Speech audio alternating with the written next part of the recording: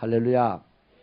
우리 좌우에 계신 분들, 앞뒤에 계신 분들에게 축복하면서 인사를 나누겠습니다. 지식이 아닌 믿음으로 하나님께 영광을 돌리십시다. 인사하겠습니다.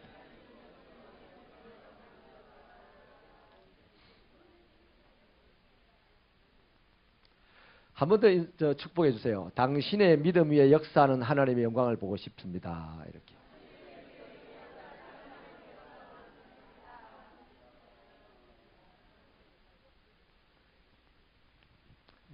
감사합니다. 두 사람에게만 인사했으면 한 사람만 더 하세요. 한 사람 빨리. 시작. 또 잊어먹었습니까? 당신의 믿음 위에 역사하는 하나님의 영광을 보고 싶습니다. 못한 사람하고 하세요. 못한 사람하고. 감사합니다. 마태복음 12장 43절에 보면 43절에서 45절에 보면 귀신이 어떤 사람 안에 있다가 다른 데 볼일을 보고 싶었는지 거기가 별로 마음에 안 들었든지 떠났어요. 떠나고 나니까 그 사람이 자기 마음을 이렇게 그 귀신의 집을 청소를 했습니다. 그 떠나갔던 귀신이 궁금해서 돌아왔는지 바깥에가 뭐 별로 재미가 없었더니 다시 그 사람에게 가봤더니 집이 깨끗하게 청소가 되어 있는 거예요. 귀신이 포기했을까요? 포기하지 않았습니다. 방법을 연구한 끝에 친구들을 많이 데리고 그 집에 들어갔어요. 그래서 그 집의 형편이 성경은 결론을 이렇게 맺었습니다. 그 집의 형편이 전보다 더 악하여졌더라. 따라합시다. 청소해도 별 볼 일 없다. 청소 백날 해도 소용없어요. 내 안에 주님을 강력하게 모시고 있으면 늘 깨끗할 줄로 믿습니다. 할렐루야. 자, 그런데요, 우리 성도들이 세상을 살아가는 방식이 이 두 가지 방식으로 세상을 살아가는 방식이 두 가지가 보입니다. 하나는 이 계시된 말씀을 믿는 신앙으로 살아가는 방식의 삶을 보여주는 사람들이 있어요. 이분들의 삶은 매우 단순합니다. 그래서 사람들이 보기에 좀 무식해 보여요. 생각이 좀 짧은 사람처럼 보이죠. 그래서 욕을 먹기도 하고 조롱을 받기도 하고 그것 때문에 고생도 합니다. 이걸 갖다가 예수님은 좁은 문으로 들어간 사람들이다라고 얘기를 하는 거예요. 근데 이 사람들의 표현에는요, 어떤 상황에서도 어떤 환경에서도 고생도 합니다. 욕도 먹어요. 비난도 받아요. 그럼에도 불구하고 뭐라고 고백을 하느냐 하면 자기 입술로 늘 하는 말이 세상과 나는 간데없고 구속한 주만 보이도다 이럽니다. 할렐루야. 멋있잖아요. 근데 이 정도 되면 멋있어요. 고생하는 모습은 멋있지 않아요. 사람들에게 억울하게 욕먹고 비난받는 모습은 결코 멋있지 않습니다. 안 돼 보여요. 그러나 그 사람이 그렇게 인생이 끝나는 게 아니고 그 사람은 욕을 먹어도 사람들에게 때로는 칭찬을 받아도 신령한 사람들에게 언제나 그 사람의 입술에서 나오는 말은 세상과 나는 간 곳 없고 당신과 나도 간 곳 없고 내 욕하는 당신도 간 곳 없고 나도 간 곳 없고 내 칭찬하는 당신도 간 곳 없고 나도 간 곳 없고 오직 주님만 보입니다. 이렇게 말하는 그 능력 있는 사람이 되죠. 그래서 이 사람은요, 반드시 인생이 끝나기 전에 이 세상을 살아가는 동안 반드시 담대하게 살아서 꼭 이기는 삶을 삽니다.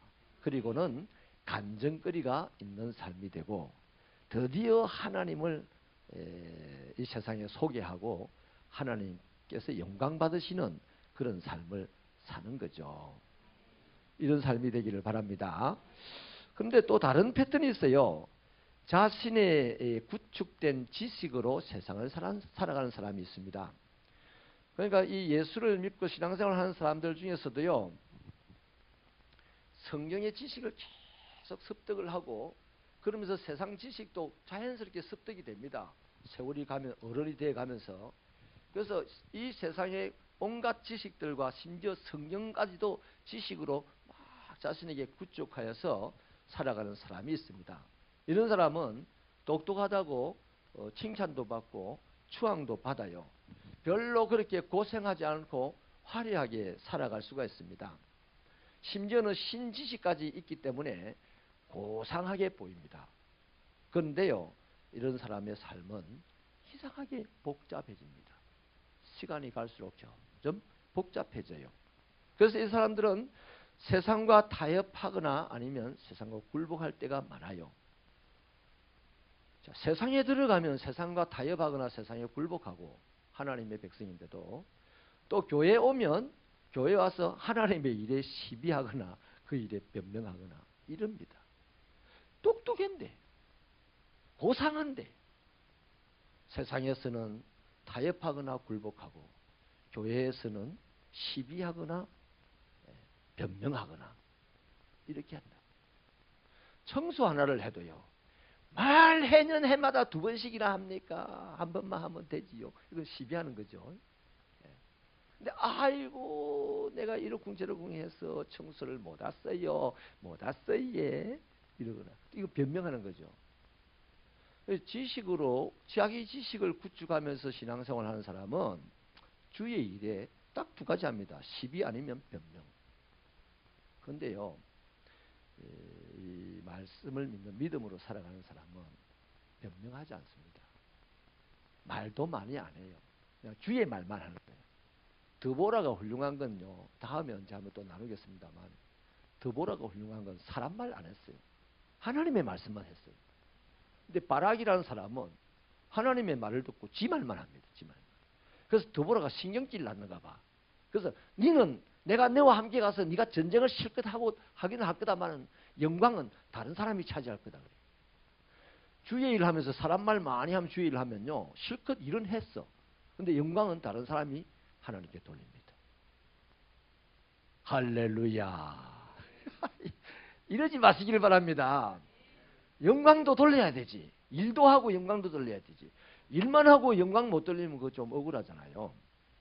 자, 그래서요, 결국에는 자신의 지식을 구축하면서 신앙생활을 하는 사람들은 결국 그 인생이요, 구차하고 피폐해집니다. 멋있고 화려해서 영원할 것 같은데 얼마 안 가서 구차해지고 변명하고 시비하는 사람 인생이 구차하고 피폐해지는 건 당연하지 않겠어요? 저는 목회를 끝낼 때 저와 함께 신앙생활한 성도들이 다 구차하고 피폐해지지 않게 되기를 바랍니다. 하나님을 간증하는 놀라운 은혜스러운 일들이 있기를 축원합니다. 자, 그래서요, 오늘 이스라엘 백성들의 가나안 정착 후 100년의 삶을 정리를 해보면 한마디로 여호와의 목전에서 악을 행했어요. 이 사사기의 특징적인 구절이 뭡니까? 저들에게 왕이 없으므로, 이스라엘의 왕이 없으므로 저들 소견에 좋은 대로 옳은 대로 행하더라. 이게 우리가 잘 알고 있는 이 사사기의 특징인데요. 그 소견에 옳은 대로 행한 것이 뭡니까? 드러난 것이, 따라합시다. 여호와의 목전에 악을 행하더라. 하나님 놔두고 지 소견, 지 생각이 옳다고 한다 이거예요. 하나님 놔두고. 그게 뭡니까? 여호와의 목전에서 악을 행하는 거죠.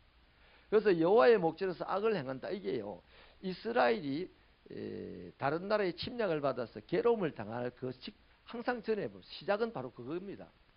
그 뭐가 여호와의 목전에서 악을 행하는 거냐 하면, 시간이 없어서 성경을 앞에 찾아보지 못하겠는데 2가지가 있어요.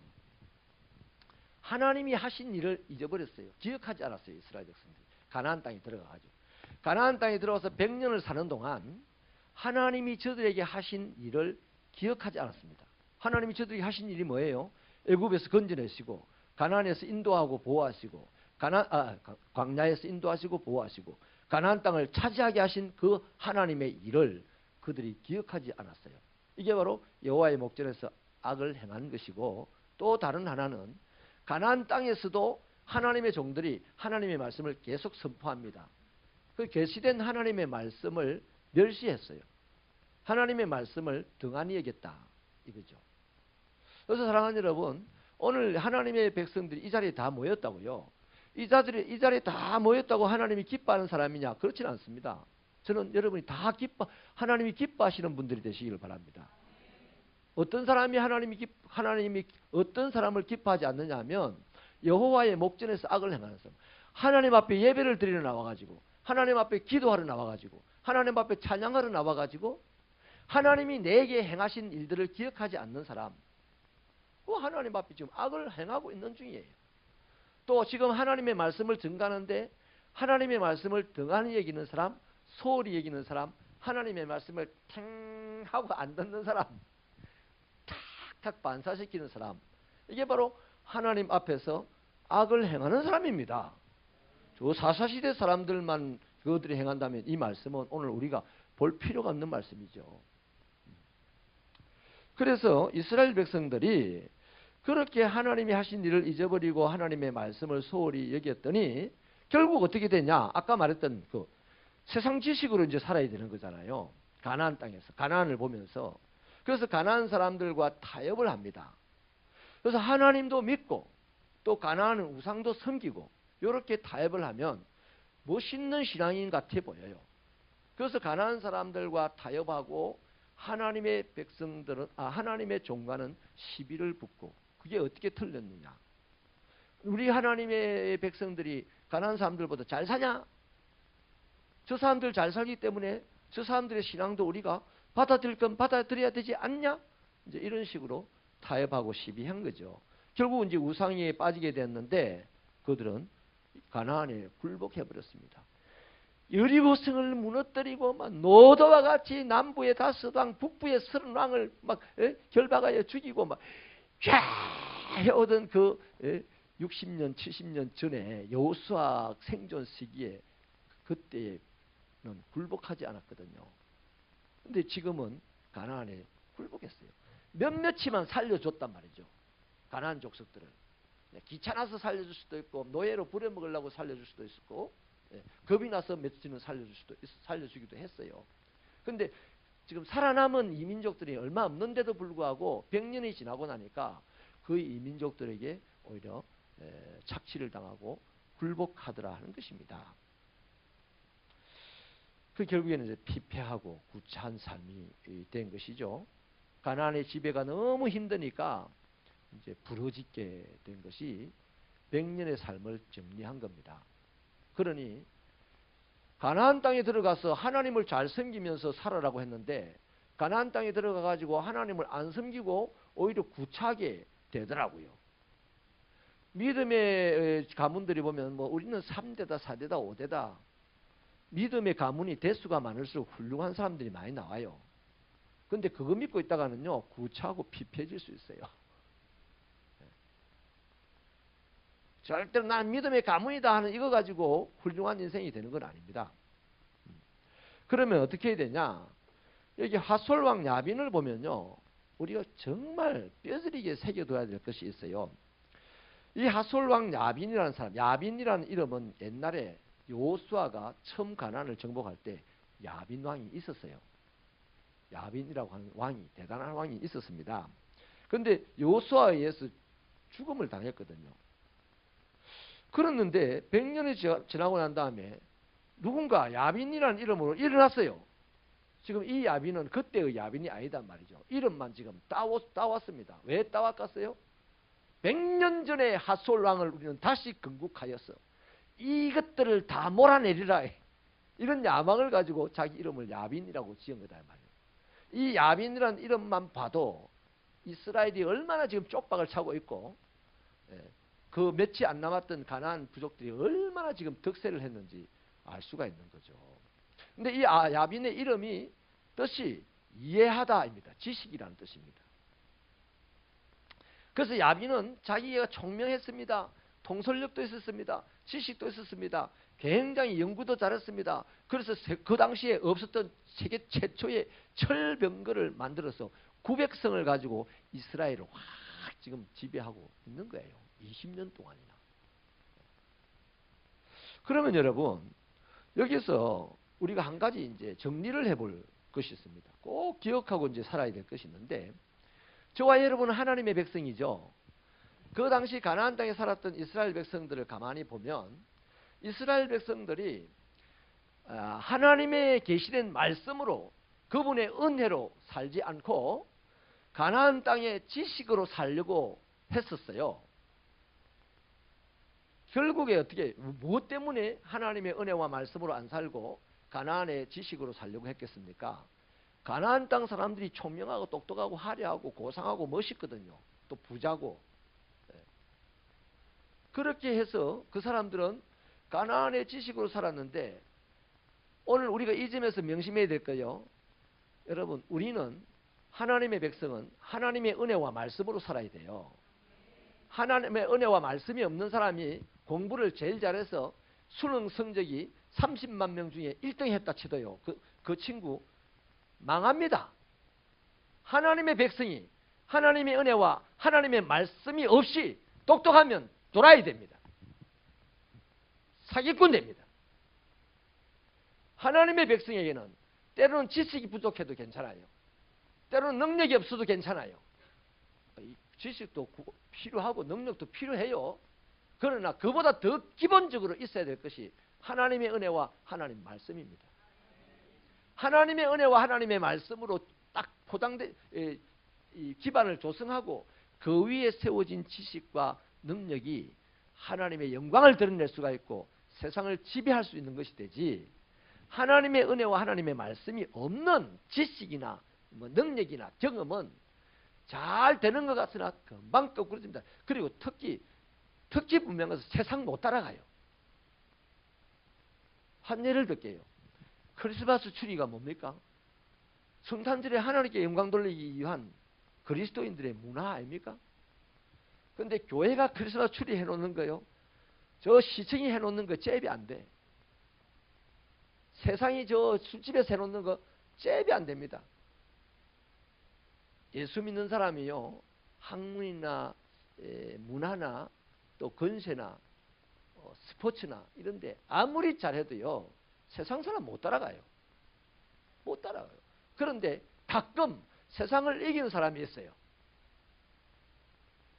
안 될 것 같았는데 그 사람보다 더 잘하는 사람이 있어요. 왜냐하면 하나님의 은혜와 하나님의 말씀으로 그렇게 되는 겁니다. 그것을 갖다가 우리는 기적이라고 그러고, 그런 일이 비일비재하게 일어날 때 하나님의 생명의 꽃이 피어나고 사람들에게 소망을 주게 되고 하나님은 영광을 받으시는 거죠. 내가 열심히 공부해가지고 내가 열심히 돈 벌어가지고 세상에서 잠깐 탁월한 사람이 되었어요. 그 사람이 탁월한 사람이 되었을 때 하나님에게 영광 돌릴까요? 교회 안에 100% 그런 사람 없어요. 하나님의 은혜와 하나님의 말씀으로 완전히 무장된 사람이 돈이 생기면 하나님께 영광을 돌립니다. 지식을 얻으면 그것으로 세상 살리는 일꾼이 됩니다. 진짜 인정하시면 두 손 들고 아멘입니다. 정말 중요한 겁니다. 오늘 우리 한국 교회 안에 이것이 없어가지고 지금 교회는 욕을 먹고 사는 거예요. 욕을 먹는 거예요. 하나님의 말씀과 하나님의 은혜에 대한 사모함은 없어요. 기도도 돈 주세요, 건강 주세요, 서울대 주세요. 서울대 가갖고 뭐 할 건지도 몰라. 서울대 가면 끝이야. 끝이라고. 목표가 거기가 끝이라. 개나 돼지나 짐승이 갖는 목표하고 비슷한 거예요. 그건. 우리의 목표는 뭡니까? 하나님에게 영광 돌리는 겁니다. 하나님에게 영광을 돌리기 위해서 아무것도 없어도 말씀과 그분의 은혜는 있어야 돼. 그 다음 하나님에게 영광을 더 아름답게 돌리기 위해서 말씀과 은혜 위에 지식을 쌓아가고 학문을 쌓아가고 능력을 쌓아가고 권세를 쌓아가는 겁니다. 정말로 아멘이십니까? 하나님의 영광을 위하여 일어날 수 있는 저와 여러분 되시기를 축원합니다. 여러분, 이렇게 이스라엘 백성들은요 100년이 지나는 동안에 안 자랐어요. 하나도 자라질 않았습니다. 그래서 여호와의 목전에서 악을 행하였고 하나님의 행하신 일과 하나님의 지금 주시는 말씀을 멸시했어요. 하나님이 자기들이 행하신 일은 잊어버리고 지금 자신들이 주시는 말씀은 듣기 싫어하고 그랬어요. 오늘 우리 많이 바쁜 시대는 많이 바쁜 시대입니다. 바쁜 시대이지만 하나님의 말씀이 길다. 예배 시간이 너무 길다. 이러는 우리 이 견해를 많이 갖고 있잖아요. 위험한 견해입니다. 하나님께 오늘은 시간을 좀 더 드리자. 예배 시간이 좀 길어지면 오늘 하나님께서 시간을 좀 더 원하시는 모양이다. 깨끗하게 아쌀하게 시간을 내가 10분 더 드리죠. 이러면요 기분이 좋아요. 예배 드리는데 시간이 행복해져요. 근데 약속된 시간이 있는데 오늘 다 왜 저리 시간을 길게 가져가지? 이러면 그때부터 잠이 오고 막 시계가 빠지고 막 하나도 귀에 안 들어오고 막 얼굴도 자기는 먼저 거울로 안 보니까 목사가 보면 알아요. 얼굴이 그냥 왔다 갔다 하는 거죠. 이 구차한 겁니다. 그 사람은 피폐해질 수밖에 없는 거예요. 아멘이십니까? 자, 그래서요 오늘 이제 정리를 하겠습니다. 지식으로 사는 사람, 다시 말하면 이 내구조의 삶을 살아가는 사람들요, 특징이 말씀이 자기 삶의 기준이 안 돼요. 말씀. 성경은 많이 외우고 막 이러합니다. 근데 자기 삶의 기준이 말씀이 안 돼요. 그래서 이런 사람들은 베드로전서 2장 1절 말씀이 정확하게 얘기하기를 모든 악독과 기만과 외식과 시기와 모든 비방으로 삽니다. 이런 것이 자기 삶을 지탱하는 힘이 돼요. 왜? 내가 비난받지 않기 위하여서. 내가 억울한 소리 듣지 않기 위하여서. 이건 목적이 아니거든요. 예수님의 목적은 아니잖아요. 근데 내부적으로 지식을 축적하면서 살아가는 신앙생활을 하는 사람들은 나는 욕을 안 먹어야 돼. 나는 누군가에게 비난을 안 받아야 돼. 나는 억울한 일이 있으면 안 돼. 내가 하는 일은 다 제대로 돼야만 돼. 안 되면 큰일 나. 이런 식으로 살기 때문에요. 사람이 점점 예수를 믿는데도 악독해집니다. 시기를 잘합니다. 비방을 잘합니다. 자기를 지키는 수단이 그거밖에 없어. 그거밖에 없어요. 에베소 4장 14절 바울도요, 이런 거하고 싸운다 그랬는데, 사람의 속임수나 간사한 유혹이나 온갖 교훈의 풍조를 동원하여서 살아가게 됩니다. 하나님이 원치 않는 것을 동원하는 거죠. 골로새서 2장 8절은 이것을 갖다가 철학과 헛된 속임수라 그랬고, 철학과 헛된 속임수라 그랬습니다. 그리고 세상의 전통과 초등학문이라 그랬습니다. 바울은 이걸 하찮게 얘기고 버렸습니다. 버렸어요. 자기 경험도, 자기 지식도, 자기 권력도, 자기 재물도 하찮게 얘기했어요. 이것이 누구의 삶이냐 하면 오늘 우리가 읽었던 성경에 나오는 야빈의 삶입니다. 지식의 삶이에요. 이해하는 사람의 삶. 이해하는 것만 살아가. 의대익 못되그러. 누가 지금 하나님의 일을 이해할 수 있습니까? 감히 하나님을 누가 이해할 수 있어요? 하나님이 하시는 일을 이해할 수 있는 사람 손들어 보세요. 믿어야 하는 겁니다. 믿고 따라가야 하는 겁니다. 그런데 이해 안 되면 못 따라가겠어요. 공동체 점수 다 앙점이에요. 자연인처럼 혼자서 살아야 돼. 그럴 수밖에 없는 거죠. 결국에는 멸망할 수밖에 없는 거예요. 그러나 믿음으로 사는 사람은 보십시오. 믿음으로 살아간 사람은 이 가슴의 구조를 가지고 세상을 살아요. 뜨거워요. 뜨거워요. 그래서 이 사람들의 삶의 기준은 뭐다? 말씀이 삶의 기준입니다. 지식을 축적하면서 신앙생활을 하려고 하는 사람들은 아무리 애를 써도 삶의 기준이 뇌입니다. 뇌. 이 뇌는 항상 부정적입니다. 내가 하는 거는요, 부정적인 것만 하는 거예요. 내가 하는 거는. 자기를 지키는 것만. 남을 위해서는 생각도 안 해요, 뇌는. 이 뇌라는 것. 근데 가슴은 그렇지 않아요. 가슴은 긍정적인 삶을 살려고 몸부림칩니다. 남을 이해하려고, 이해 안 되는 것도 덮어주면서 가려고 몸부림을 치는 거예요. 가슴에. 그래서 말씀을 믿고 살아가는 사람은 이 가슴으로 사는데 그 사람의 삶의 기준은 틀림없이 말씀이에요. 말씀이에요. 그래서 이런 사람들은 베드로전서 2장 2절이 말하기를 어린 나이와 같이 신령하고 또 뭐죠? 순전하고 신령한 젖을 사모합니다. 그 젖이 뭐예요? 말씀이죠. 이해가 되셨습니까? 결론을 말씀드릴게요. 누가 하나님의 나라를 위하여 일어날 것인가? 남자는 뇌로 가지고 살아가요.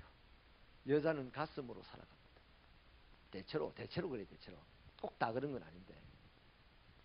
그러면 여러분, 교회 안에 하나님의 일을 하는 사람들 중에 죄송합니다. 남자들이 많습니까? 여자들이 많습니까? 여자들이 많죠. 이해가 되시죠 이제? 여자분들 좋다고 그러네. 네, 가슴의 구조가 발달되어 있기 때문에 그래요. 남자는 이상하게 시비를 잘해. 변명도 잘해. 여자분들은 그걸 잘 또 안 해요. 덮고 가. 변명도 미안합니다 하고 끝나. 그래서 우리 새벽교 성도 여러분, 신앙생활이라는 것은요 가슴으로 하는 겁니다. 지식으로 하다가는 큰일 나요. 큰일 나요. 가슴으로 하는 사람은 말씀이 자신의 삶의 기준이 됩니다. 그 사람은 반드시 주님과 언제나 동행해요. 주님이 이해가 되면 기뻐서 동행하고, 이해가 안 되면 주님 체면 봐서 동행하고, 언제나 동행한다니까. 그 사람은 모든 사람에게 존경을 받아요. 그래서 오늘 이 시간에 결론적으로 말씀드리면, 누가 주님의 일에 일어날 것인가? 오늘 본문에 보면 드보라가 일어났어요. 드보라가 어떤 사람입니까? 재판관이었어요. 그 당시 재판을 뭘로 합니까? 말씀으로 갖고 했어요. 모든 사람들이 뇌를 가지고 지금 이 가나안을 쫓아가고 있을 때 드보라는 여전히 안타까운 마음을 가지고 그들을 다스리면서도 하나님의 말씀으로 충만했습니다. 그래서 5절을 보십시오. 5절 같이 한번 읽어볼까요? 시작. 그는 에브라임 산지 라마와 베델 사이 드보라의 종려나무 아래에 거주하였고 이스라엘 자손은 그에게 나아가 재판을 받았더라. 이 종려나무 아래에 거주했다 이 말이 바로 말씀의 사람이라는 겁니다. 여러분, 하나님의 말씀을 사모하십시다. 그래서 우리 교회에 하나님의 일이 보통 교회보다 좀 많아요. 그죠? 많다고 시비하지 마시고, 많다고 변명하지 마시고, 많음으로 나를 드리십시다. 내가 드리지 않으면 이 많은 일 누가 하겠냐 이거야. 그래서 우리 새벽교회는 곧 이제 태신자를 이제 또 가슴에 품는 작업을 할 거예요. 오데이가 곧 돌아옵니다. 이 귀중한 하나님의 일, 이해가 돼도 같이 가고 이해가 안 돼도 같이 가는 가슴으로 신앙생활하는 새벽교회 성도들이 되시기를 주님의 이름으로 축원합니다. 이 하나님의 일에 여러분도 일어나고, 여러분의 직장도 일어나고, 여러분의 가족도 일어나고, 여러분의 소도 일어나고, 뽀레이 하면서 막 새끼를 낳고 막 이러면 좋겠어요. 이해가 안 되죠? 내로 생각하면 이해가 안 되지만 소가 뽀데이 하면서 일어날 수도 있지. 왜 못 일어납니까? 발람에게 소가 나귀가 말했는데 그건 그때 일이고 그건 전설입니까? 이게 머리로 살아가는 사람은 전설로 치는 거야. 가슴으로 살아가는 사람은 오늘도 그런 일이 일어나기 위해서, 일어나기를 바랐어. 또 소야 네가 먼저 일어나라야 이러지 말고 내가 일어나야지. 이 뽀데이에 새벽교 성도들이 들불처럼 일어나게 되기를 주님의 이름으로 축원합니다. 폼 잡거나 시비하거나 변명하지 마시고 이 뽀데이에 기도로 일어나시고 전도로 일어나시고 영혼을 찾아가는 걸로 일어나시고, 그래서 하나님의 나라가 왕성하게 세워지게 되기를 주님의 이름으로 축원합니다.